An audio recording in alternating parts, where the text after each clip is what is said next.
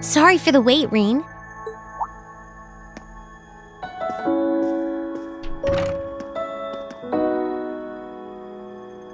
Oh, hey Alisa. I only just got here, actually. All done catching up with the rest of the lacrosse club? Yeah, it was great to be back with them, but I think we've done enough celebrating for the time being. Plus, Ferris ended up giving me a few friendly words of advice, too. It's kind of hard to say no to a girl who keeps insisting a lady ought to not keep a gentleman waiting, you know? Yeah, sounds like her all right. Anyway, never mind her. It really does feel strange to be back here in our old dormitory. In a good way, of course. As soon as I stepped through the doors, all the memories of the times we spent together here came flooding back. Yeah, same here. It's been a long time coming, but we finally made it. Well, while we're here, do you want to walk around inside for a bit? I'm curious how things are upstairs, too. Sure, why not?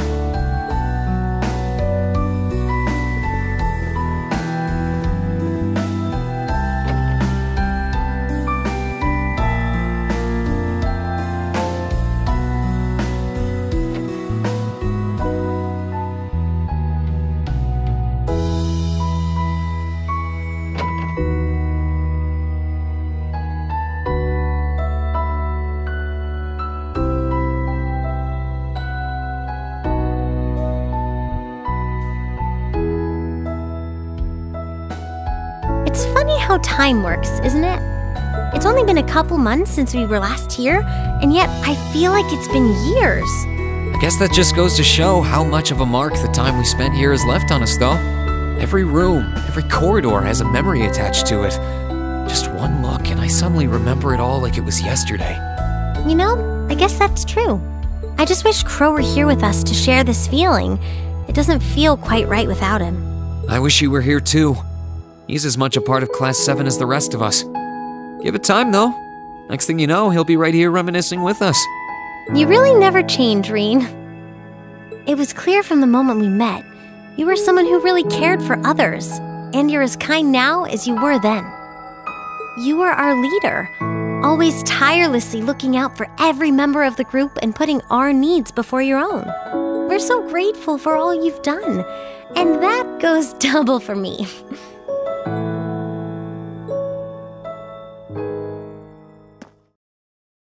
Hey, Rean, do you still remember our first day at the academy? Our first day? How can I possibly forget? First, we bumped into each other outside the station because I was so taken by the lino flowers, and then that happened. I'd love to tell you I've done what you asked and forgotten, but that's just plain not possible. Sorry about that. I should have known. Then again, who am I to talk? It's such an embarrassing memory, I doubt I'll ever be able to forget it. And the part outside the station was the most picture-perfect way to meet you, too. Then we both had to go and ruin it. I really am sorry about what happened, though. Just so we're clear on that.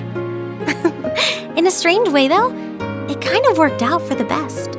Afterward, I just kept thinking about what happened over and over again. And before I knew it, I couldn't get you out of my head. We barely met, and you were willing to risk getting seriously injured just to protect me from harm. That left a real impression on me. I kept wondering, why? Why would you do that? What kind of person must you be? Next thing I knew, I found myself watching you from afar. I was so curious about every little thing you did. And the more I learned about you, the more I wanted to know. I wanted to find out how you saw the world around you and how you were able to live so true to yourself. You know, you were always on my mind too.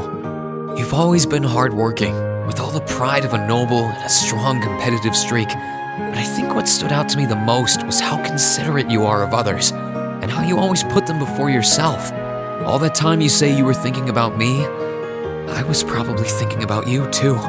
To be honest, you've been on my mind ever since our picture-perfect meeting, as you put it. Really? During the past few weeks and months, I've gotten to know more and more about what makes you the person you are. The two of us have had so many long talks about finding our own paths through life, or about deciding how we want to live. And somewhere along the line, I found myself hoping that between whatever you decided and whatever I decided, the paths we chose for ourselves would eventually meet and become one, so we could walk side by side. Does that mean? I love you, Alisa. And no matter what happens, or what you decide to do with your life, even if our paths one day end up parting, and we have to go our separate ways, my feelings for you will never change. Rean.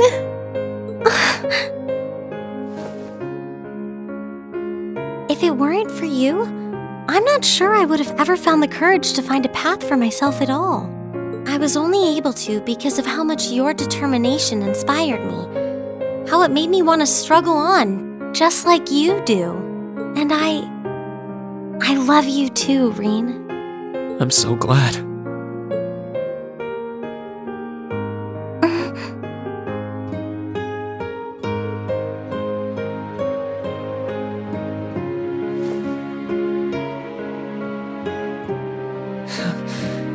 I'm feeling kind of embarrassed now. I've got a lot of memories of this place already, but I think this one might leave the strongest impression of all.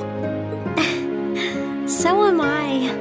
I can't see my face, but I think it's safe to say it's redder than it was at the old schoolhouse. But I'll never forget this moment. No matter what happens, I won't forget. No matter what hardships I might end up facing, I'll just have to think of you, and I'll be strong enough to overcome them. And the same goes for me, too. I've got no idea if I really deserve someone as good as you. There's still so much I don't know about myself. But I do know that I want you by my side, now and in the future. Whatever may happen, Alisa, I hope we'll be able to find a path we can share with one another. I hope so too.